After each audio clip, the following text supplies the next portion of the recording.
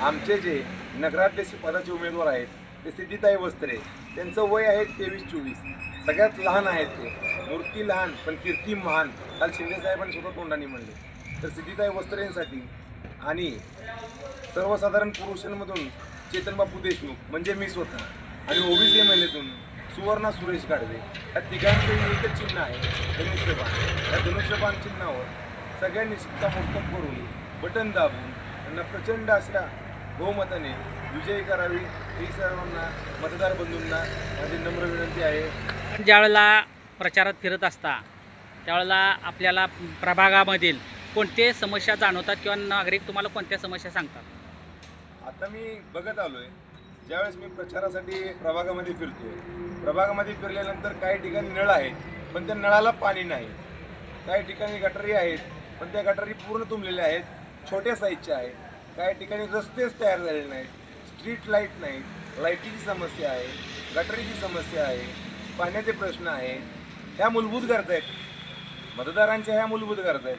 ह्या मूलभूत गरजा पूर्ण करण्याकरता त्यांना मी लाईटचे पोल असतील हे सगळ्या गोष्टींचा सगळा विचार घेत, ह्या सगळ्या गोष्टींची पूर्व शाश्वती घेत मी त्यांना म्हणतो. आणि योगायोगाने आमचं काय नशीब आहे, आमच्या सगळ्या 20च्या 20 उमेदवार जे शिवसेना धनुष्यबाणावर उभारले, आमचे मंत्री जे आहेत, आमचे उपमुख्यमंत्री लाडके उपमुख्यमंत्री एकनाथभाई शिंदे यांच्याकडेच नगर विकास खातं आहे.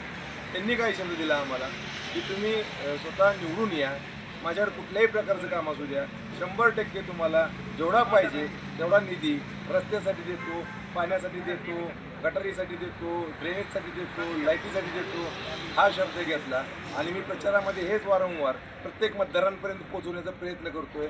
आणि आम्ही दिलेला शब्द हा कधीही खोटा ठरत नाही, कारण एकनाथ साहेब शिंदे साहेबांची आम्हाला शिकवणच आहे की खोटं बोलायचं नाही, जो दिलाय शब्द तो खरा करून दाखवायचा, जर दिला तर तो शब्द पाळायचा. आता या सगळ्या लाडक्या बहिणी कुणामुळे आल्या तिथं? आता काल शिंदे साहेबांनी एक शब्द दिला, आपण जे 1500 रुपयाची ओवाळणी आहे ती पोचती का म्हणले.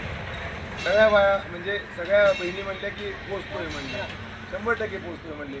आणि शिंदे साहेब काय म्हणले, तर आपल्याला ह्याच्यामध्ये अजून वाढ करायची आहे, ह्याच्यामध्ये वाढ करायची आहे. तर मग शिंदे साहेबांच्या मार्गदर्शनाखाली ह्या सगळ्या समस्यांच्या आणि प्रश्नांची उत्तरं त्यांना मतदारांना देतोय. आणि ऑलरेडी मतदारसंघामध्ये काम करत असताना आम्ही आमच्या परिचयानं आमच्या पद्धतीनं थोडं छोटं मोठं काय ज्यांना ज्या सोयीस्कर भेटेल ते आम्ही काम करत आलोय, करतोय, करत राहणार आहे. कामात कुठल्याही प्रकारचा आम्ही म्हणजे खंड पडणार नाही. अजून एक आहे पाण्याचा प्रश्न. ज्यावेळेस 30 वर्षापूर्वी आपली ग्रामपंचायत होती त्यावेळेस आपल्या मोहोळला फक्त 5 लाख लिटरची पाण्याची टाकी होती. मग त्याच्यानंतर 2016 नगर परिषद झाली.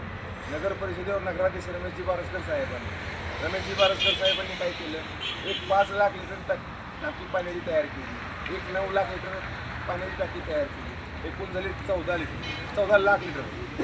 मग या पाण्याच्या सगळे संदर्भाचे जे प्रश्न आहेत, तसं मी काय केलं, माझ्या मतदारांना एक शब्द दिला आहे की माझ्या प्रभागामध्ये प्रभाग 10 मध्ये पाण्याच्या टाकीकरता वैयक्तिक जाऊन शिंदेसाहेबांपासून निधी आणणार आणि 5 लाख लिटर पाण्याची टाकी मी माझ्या निधीतून माझ्या प्रभागामध्ये बांधून घेणार आणि प्रत्येकाच्या नळाला प्रत्येकाच्या घरोघरी पाण्याची समस्या सगळ्यात पहिल्यांदा संपवतो. आमचे तिन्ही उमेदवार हे शिवसेना धनुष्यबाण या पक्षावर उभारलेले आहेत. तर त्यांना सगळ्यांना विनंती आहे मतदारांना की धनुष्यबाण या चिन्हासमोरील बटन दाबून प्रचंड बहुमताने विजयी करावं. धन्यवाद.